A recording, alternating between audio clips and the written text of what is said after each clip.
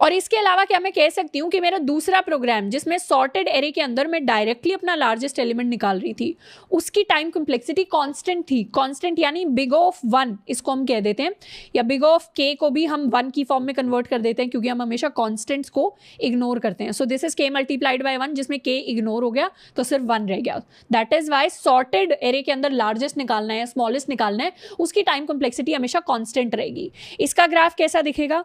हम कांस्टेंट के लिए भी ग्राफ ड्रॉ कर सकते हैं।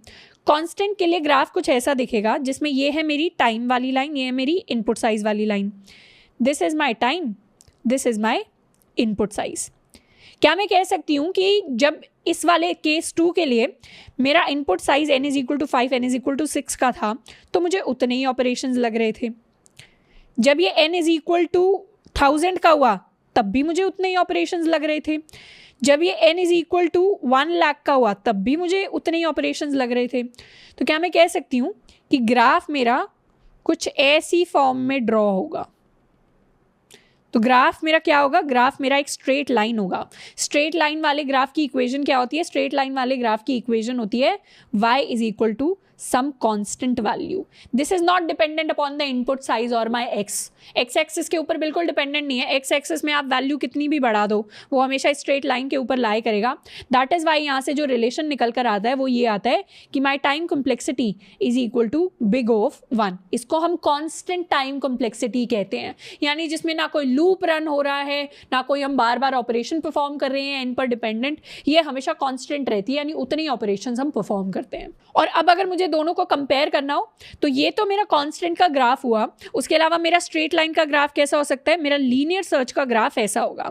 अब जब भी मैं लीनियर टाइम कॉम्प्लेक्सिटी और कांस्टेंट टाइम कॉम्प्लेक्सिटी को कंपेयर करूंगी, तो हो सकता है किसी छोटी वैल्यू के लिए, किसी छोटे इनपुट यानी इतने साइज के लिए मेरा जो लीनियर सर्च है वो बेटर परफॉर्म करे, और मेरा जो कांस्टेंट टाइम है वो ज्यादा टाइम ले ले। मतलब कांस्टेंट की वैल्यू ही बड़ी है एज कंपेयर टू लीनियर्स की वैल्यू।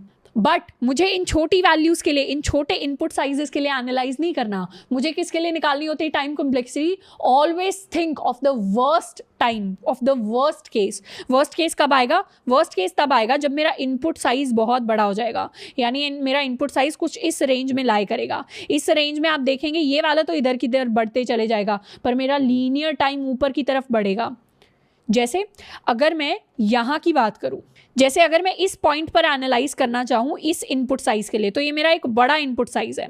यहाँ से अगर मैं इधर एक लाइन ड्रॉ करूँ, तो ये वाला पॉइंट हो जाएगा कि कांस्टेंट के अंदर कितना टाइम आएगा? कांस्टेंट के अंदर तो इतना ही टाइम आ जाएगा। ये हो जाएगा कि लीनियर के अंदर कितना टाइम आएगा? लीनियर के अंदर इतना टाइम आएगा। तो ऑब्वियसली ये वाला कोड ज़्यादा टाइम लेता है रन करने में, तो ज़्यादा एफिशिएंट नहीं है। ये वाला कोड जल्दी रन कर जाएगा, तो ये ज़्यादा एफिशिएंट है। इसीलिए वर्स्ट केस के लिए देखते हैं। वर्स्ट केस यानी बड़े इनपुट साइजेस, और उनके लिए हमेशा हमेशा एक जो कांस्टेंट टाइम एल्गोरिथम या कांस्टेंट टाइम कोड होता है, that performs better as compared to a linear time code. ये हमें याद रखना है।